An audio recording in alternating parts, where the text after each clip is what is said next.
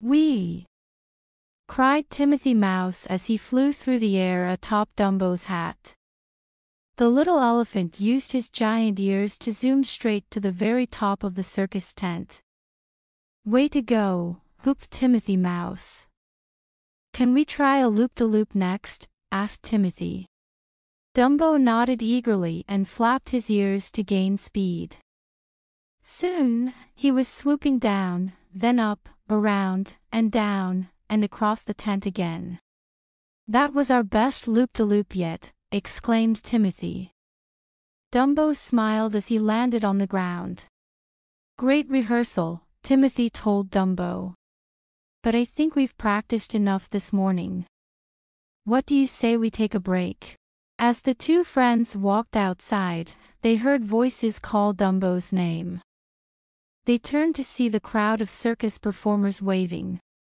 "Great flying," said a clown. "You're amazing," added the sword swallower.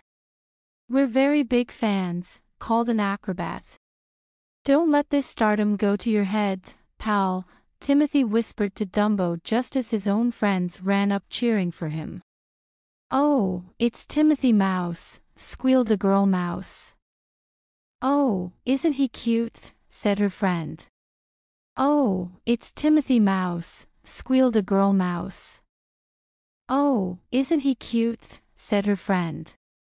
"You can have the rest of the morning off," Timothy told Dumbo with a wink as his fans dragged him away. "Take a nap. You'll practice later." Dumbo nodded sleepily. That sounded like a good idea to him. The little elephant made his way toward the circus train car where he lived with his mother and Timothy. Suddenly, he heard someone shout, "Oh no! My beautiful balloons! They're floating away." Sure enough, a big bunch of colorful balloons was drifting into the sky. Quickly, Dumbo sprang into action. As soon as he reached them, he grabbed the balloon strings tightly with his trunk. Dumbo carried balloons back to the balloon seller, who took them gratefully. "Thanks, Dumbo, you're the best. You saved my day," said the man. Dumbo smiled a big smile. He was just happy he could help. Dumbo waved goodbye to the man, readier than ever for his nap. As he walked towards his train car, however, he saw a crowd gathered in front of the circus tent.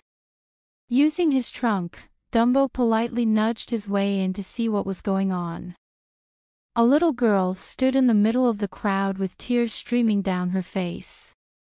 "I want my mommy," she cried. "I think the poor kid is lost," said a magician. "I bet her mom is as upset as she is," a juggler said. Even the strong man was feeling sorry for her. "We've got to help her, but how?" he asked. Dumbo walked over and gently tapped the little girl on the shoulder with his trunk. "Great idea, Dumbo," exclaimed the juggler. "You can help the girl find her mother from the air." With the girl on his back, Dumbo flew high above the circus tents. Holding on tight, the girl could see everything, including her mother in the crowd. "There's my mommy," she shouted happily, pointed to a woman on the ground. Dumbo landed and the girl ran into her mother's open arms. "I was so worried," said the girl's mother.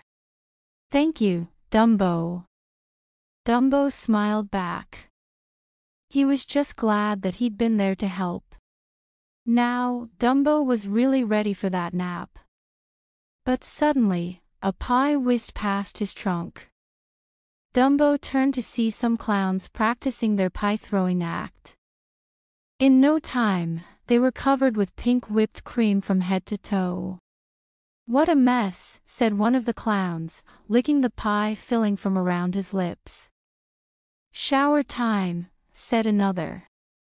Dumbo smiled at the gooey, sticky, pie-covered clowns and an idea popped into his head. Dumbo flew over to a tank of water and filled his trunk. Then he flew back and sprayed the water all over the clowns with one big whoosh. Instantly, the pie was all washed away.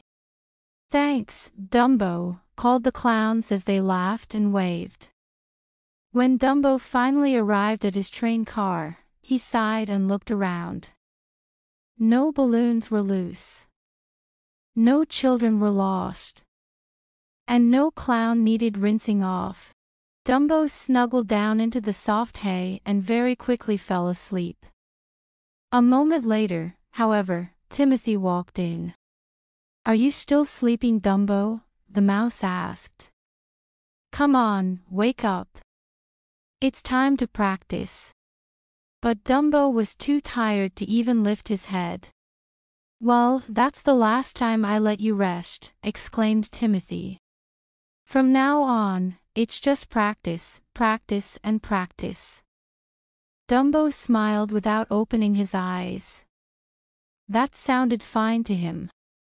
Practice would be easy compared to trying to get some rest.